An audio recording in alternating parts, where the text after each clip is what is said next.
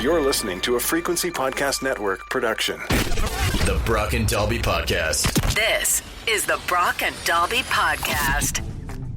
Welcome to Friday. My name is Brock. I'm Dalby. Feels very ironic this morning. We started talking about songs that should not be allowed to play before 9 a.m. because we've been noticing so much slow music and a lot of people complaining that they're tired, they need to wake up, or are night shift workers. Right.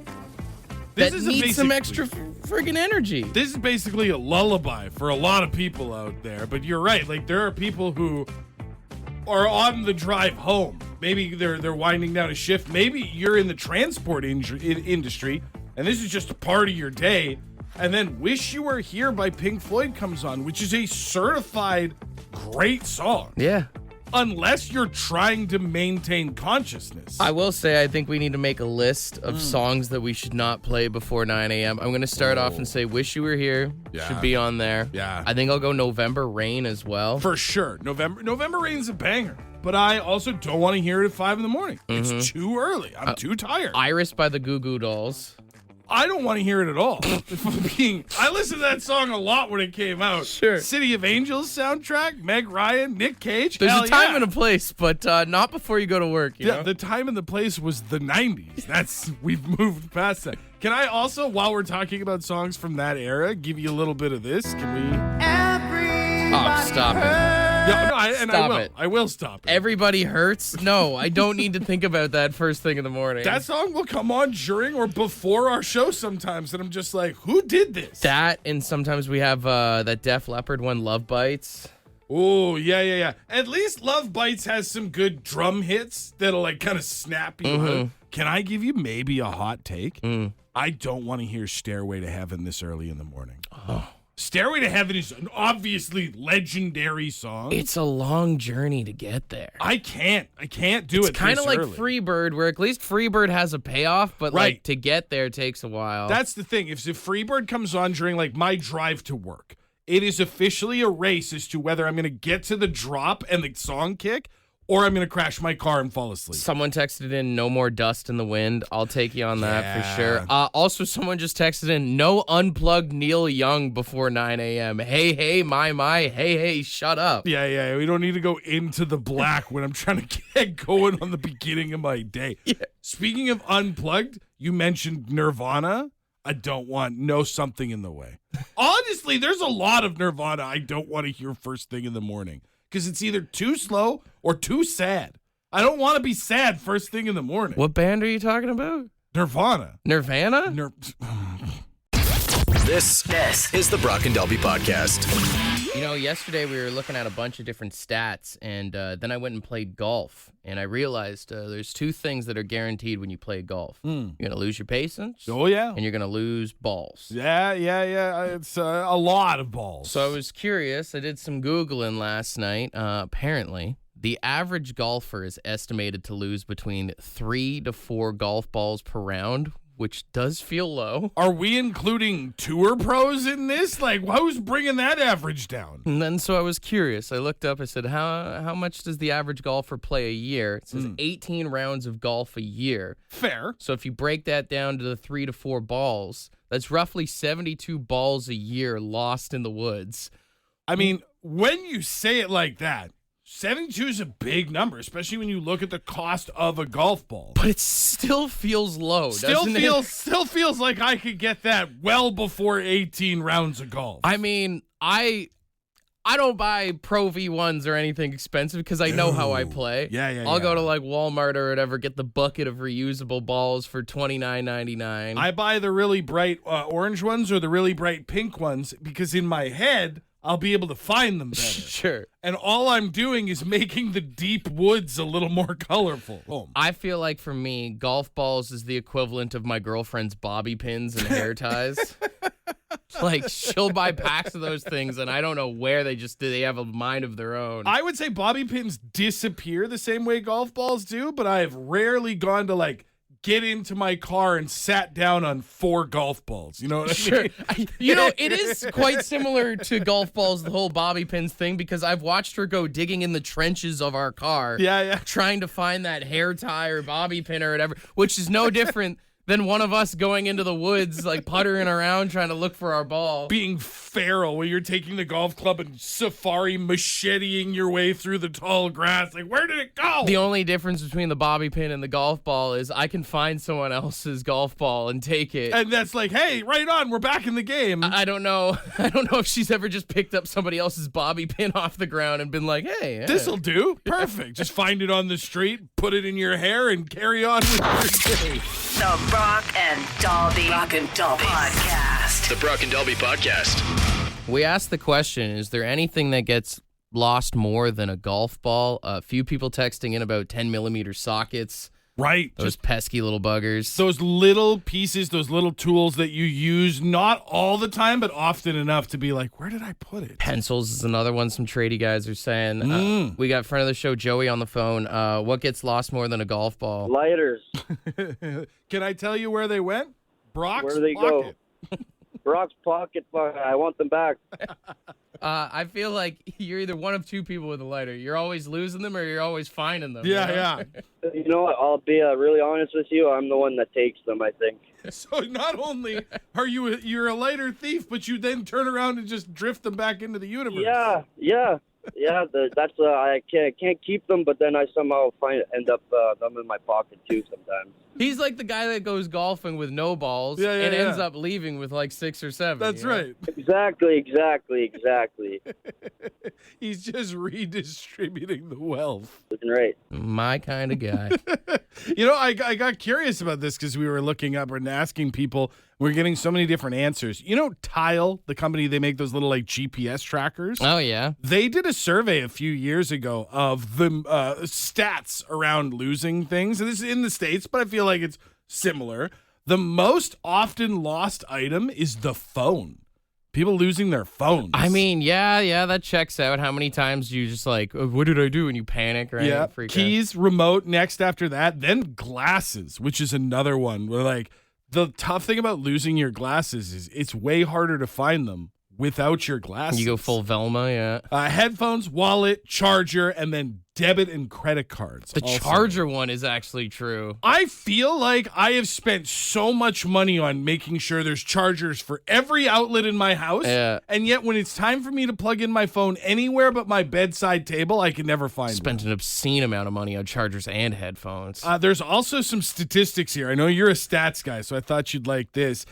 They say that people spend an average of nearly 17 hours a year searching for things that they've lost. Damn. Think about all the times you've ever tried to find your phone. Where are my keys? Where are my headphones? All that stuff. If you take it from Jan 1 to December 31, 17 hours of your year went to just lifting couch cushions. The one thing that drives me crazy in my house is when I can't find something and Courtney is like watching me go around and I'm like, I swear it was here. And then all of a sudden she's like, it's over here. Does anybody feel like their spouse watches them struggle to find things in the house and knows where it is the whole time? Because that's what it feels like. I feel like there are some people that would take it a step further and say that the spouse is hiding the thing, has put it away so that you can't find it. Or the amount of time she's like, can you go grab this thing for me? And I'm like, I am looking where you told me to. It is not there. And then she comes downstairs and she's like, it's right here. It's in the most obvious spot. And it's like, what black magic did you use to make this happen? It was not there. Does everyone's girlfriend go to the school of David Copperfield or something? Like,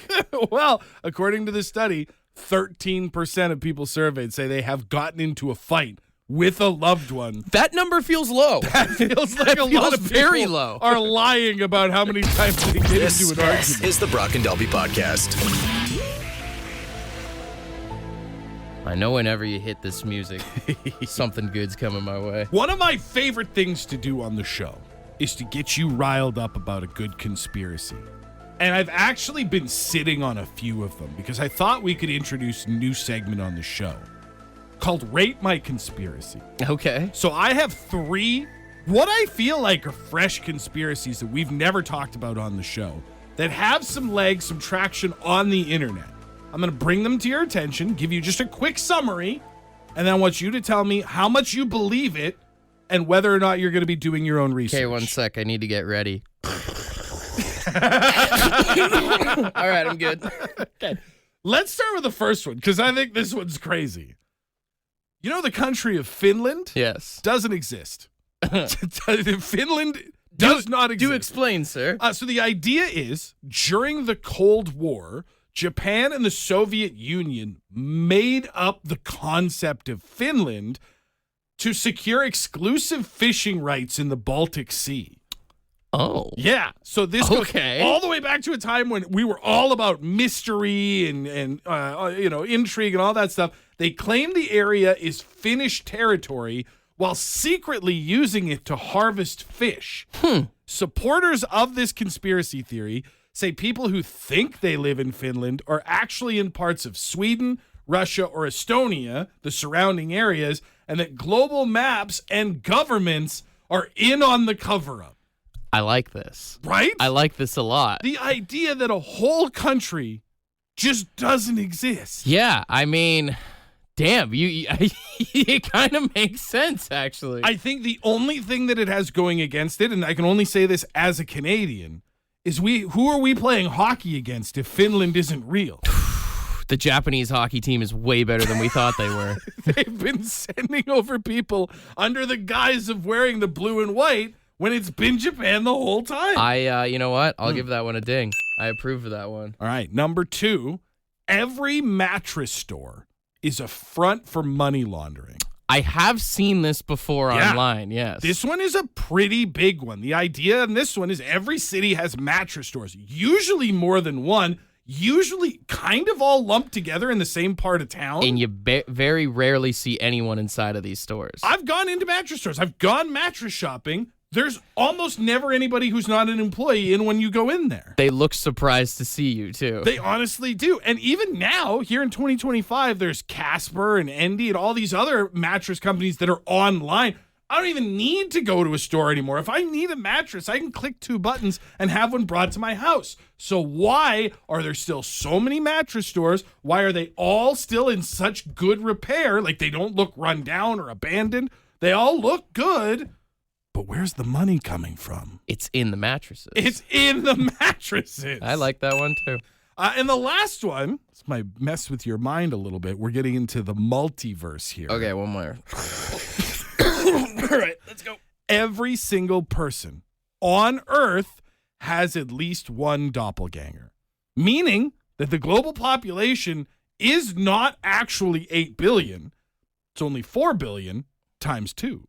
What? There's at least one more. There is somewhere on this planet, there is another Brock Lewis, identical to you in every single way, just living their life somewhere else on the planet. So, like, the same guy doing the same things? Well, that's just it. It's not only someone who looks similar, but according to the conspiracy theory, they look just like you. Same face, same mannerisms, same voice. Some people, if you believe in the whole idea of parallel universes, or maybe even of like the Matrix, the idea that we are living in a simulation, to cut down on the requirements of populating an Earth in the simulation, at some point, the user just copy and pasted all the people. You sound like you hit the pendulum too hard on this one, dude.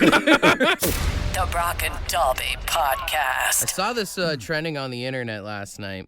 What do you think would be easier? Okay. Hitting a 3-pointer in an NBA game, getting a hit in a Major League Baseball game, or gaining a single yard in an NFL game? Ooh. I would say, for me, personally, option 4, getting water for any of the players. If I'm being honest, I think I would probably say the football one. You think you could get a yard in an NFL game? So, but hear me out. There's no way, dude. I think it comes in one of 2 ways. One, football is the only sport where the rest of the team can do all the work for you. Just ask any quarterback that's ever had to do a QB sneak. Put me behind the offensive line of the Philadelphia Eagles. That's the only way is you're getting tush pushed. I get 1 yard, no problem. I still don't think so, man. Like, I think you're underestimating the defensive line on the other side. No, not underestimating at all. It's going to suck, and I might need like 5 to 10 tries. Out of those 3 options, you think that's the easiest one, gaining a single yard? Well, because again, I think it's either having 5 dudes clear the way for me so that I don't do anything. Or the other thing is because you have to give space off the line of scrimmage, if I line up as just like an inside split wide receiver, the quarterback snaps the ball and throws it at me, I could literally catch it and fall backwards. That's 1 yard. I'm going to get immediately murdered. We're not getting a first down. But if all I need is a yard, I feel like I could accidentally get that in a few ways. You're crazy because if it's the option you're talking about, you have to catch the ball under pressure. Dude, some of these quarterbacks can throw it so hard that you don't have a choice. I don't think so, man. I think your knees are going to get blown out and you're going to get taken back like 5 yards. That's not the argument. Again, I just have to get up 1 yard. I have to get 1 yard. If you have the option between a three-pointer, hitting a ball, or taking a yard in the NFL, I think you take the three-pointer. Well, I'm glad we both agree that the baseball one is absurd. No, that one's out of the question. No one's hitting the baseball. I've gone to the batting cages and gone up to like 60 miles an hour and just whiffed it. There's no way I'm hitting a 100-mile-an-hour fastball. The one benefit to the three-pointer is nobody guards threes. So you'd probably be left alone, especially if you look like you or me. The three-pointer, I think you have the best odds to do because you're hucking up a prayer. Right. See, it's crazy for you to say that. I'm crazy to think that I could let a line of professional offensive linemen escort me 1 yard, that's crazy. But you think that you could just chuck a basketball from distance and eventually it would go in. Maybe. My brother, from an NBA three-point line, I think if I gave you 50 tries, you do not hit a three-pointer. I'm saying maybe I could hit a three-pointer. You're saying you could get a yard in an NFL game? You're the kind of guy who sits on the couch and goes, I could have done that. No, you're not understanding. I'm not getting the yard. My offensive line is getting the yard, and I'm hoping that I don't die. That's the Brock and Dalby podcast. Nobody has said that they think that they can hit a ball in Major League Baseball. It's the hardest option. Other than Anthony, you really think you could get a hit in Major League Baseball? Depends if you consider a bunt a hit. I mean, technically. Listen, by the stats, if you bunt and get on base, they would call that a hit. That said, I'd probably take a bunt. I don't think the average person could bunt a 90-mile-an-hour fastball. You got a point there. You still have to get on base for it to include being a hit, That's right? the other thing. Well, then I'd probably go with the three-pointer. Yeah, the three-pointer I think would be a lot easier because, like you said, like even if you made it at its absolute most easy, that you just have to make fair contact with the ball, that's tough. But if you have to leg it to first base, I'd never be able to leg it. Not a chance. That's the toughest part about getting the hit. It's the run. It'd probably be a three-pointer then, because the thing is, in football, I get knocked back. I don't know how far. I guess the other question is, would you rather get tackled by an NFL player? Yeah. Or would you rather get hit by a fastball? I would rather get hit by a fastball. I think that the point of impact, I think it would hurt more, but only in one place. You know what I mean? If I get beamed by a baseball, that's going to suck. But I have a lot of damage up here already as it is. Whereas if I get creamed by a defensive linebacker, the repercussions are a lot more dangerous than getting tackled. My whole body's at risk. Not to mention the insult to injury of getting sacked by a football player who then gets up and starts dancing over my lifeless body. Having the wind knocked out of you doing that. Right. On national television next to a mic'd up referee, and all you hear is gasping for my life. Versus there is a pro to getting hit by a baseball. You get on base. This is the Brock and Dalby podcast. You know, there's different levels of patriotism. There's being the kind of person that hangs a flag outside your house, or maybe there's the kind of people that go on summer vacations to see national monuments, and then there's people who send the government money just to help pay the national debt. Is that a real thing? Have you seen this? The U.S. has set up, do you know the app Venmo? It's like a cash transfer kind of app. Yeah. They've set up a Venmo account where average American citizens, or otherwise, I suppose, can send money for the sole purpose of helping pay down America's $36 trillion national debt. Isn't that what taxes are for? Well, you might think that. But apparently this is over and above. So the U.S., like a lot of countries, has found themselves in some pretty significant debt over the years with inflation and rising costs and all these things. $36 trillion is a number that is very difficult to manage. The interest payments alone are insane. I always get confused with this stuff when you see, like, I even saw, like, the global, like, debt is at an all-time high, whatever. Who do they owe money to? Well, it's sort of this weird thing of, like, a lot of people owe China money, but then China also owes money to a lot of other people. And it just becomes this, like, I lent you money, you lent Jackie money, Jackie gave her husband some money, and, like, it all It's kind of like in high school when someone's like, hey, you owe me $5, and you're like, well, Dalby owes me 10. Right. So you can get 5 from him. Yeah. You just pass the buck along, and then when it comes down to, like, okay, we can't get money from anybody else, now the U.S. government is like, well, you could just give us money. And there's no tax incentive. There's no break. You don't get any kind of good or service on behalf of it. It's just the patriotic business of a red-blooded American. For the love of the country. Could you imagine, regardless of your politics, regardless of who the sitting prime minister is, which party they represent, there's not a shot that I would ever hit up my online banking and be like, can I send Ottawa $20? Not in this economy or any economy. Hey, listen, in a situation where inflation is gone, the housing market is perfectly normal, we're paying a reasonable amount of money for our eggs, I'm still not sending the government any money. If I'm donating money to the government, I get like one get out of jail free card or something. I think that's reasonable. You gotta have some return on it, you know? Like, we're not at $36 trillion debt here in Canada, but we've got some debt. If the government wants normal citizens to step up, you got to offer us some sort of incentive. They're like, you get 1 DUI for your donation. The province of Saskatchewan has never donated more heavily. The Brock and Dalby Podcast. The Brock and Dalby Podcast. Welcome to Jurassic Park.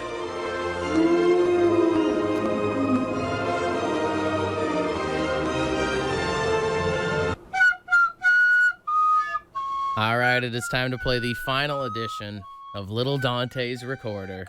We've got $100 in Lotto Max tickets for tonight's jackpot on the line. It's a big one. It's a $70 million jackpot, 10 max millions. Many chances for you to get big changes in your bank account, and it all relies on an 8-year-old and his recorder.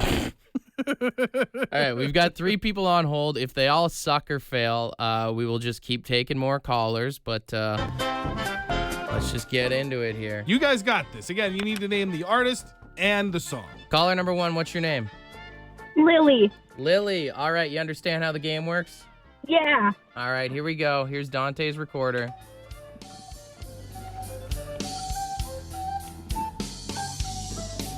What is that song in band? I have no idea. Thank you for letting me try, though. Take Thanks, care. Lily. Bye. All right, we go to line 2. Hey, good morning. Who's this? It's Mike. Mike. Hey, Mike. All right, here we go.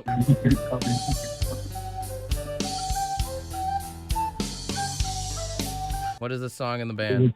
Is it No One Knows by Romedy? No, it is not. Take care, buddy. All right. And you know, he didn't know the song. We requested this one, so that's why the drums are in the background. I thought that might help. Well, yeah, because apparently, for whatever reason, he says his confidence was shaken yesterday, so he had to take some shortcuts this time.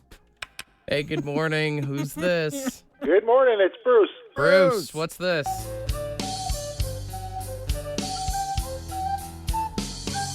Can you tell us what Dante's Recorder cover is? Locomotive Breath, Jethro Tull. Nope.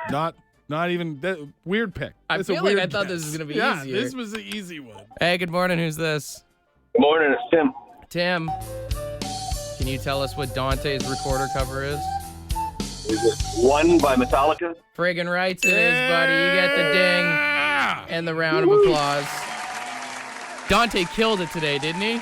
Killed it. Absolutely killed it. He did all right. There's a couple notes where you can tell that he's nervous. You need to say nice things. So I thought he did fine. What do you want me to give him a recording contract? This was better than A recorder yesterday. contract. A Yes. recorder contract. All right, enough of the Dante slander here. There's no slander. He's an 8-year-old. It sounded like an 8-year-old. If you happen to win the big jackpot tonight, you got some nickels and dimes for us, or at least a real instrument for Dante? Absolutely. 70 million or whatever it is, I'm sure we can figure something. Hell yeah. Love to hear it, man. All right, do us a favor and stay on hold, all right? Yeah. All right, that's going to do it for Dante's recorder. Maybe we'll bring it back at some point. Well, yeah, let him get another year under his belt. Let him get a little bit more practiced, seasoned, and then he can come back with some better attempts next year. I'm going to go to your kid's soccer game and do the same thing that you do to Dante to Marcus. Well, good. Then I don't have to watch. The Brock and Dalby Podcast. Ed's word of the day. Let's see what he's got. Good morning. Happy Friday. Today's word is rident. Yep, rident. R-I-D-E-N-T, rident. And it's smiling, laughing, and cheerful. Well, that's perfect. It's Friday. That's a good time to smile. It's Friday. Enjoy it. Have a great one. That's about it. Cheers.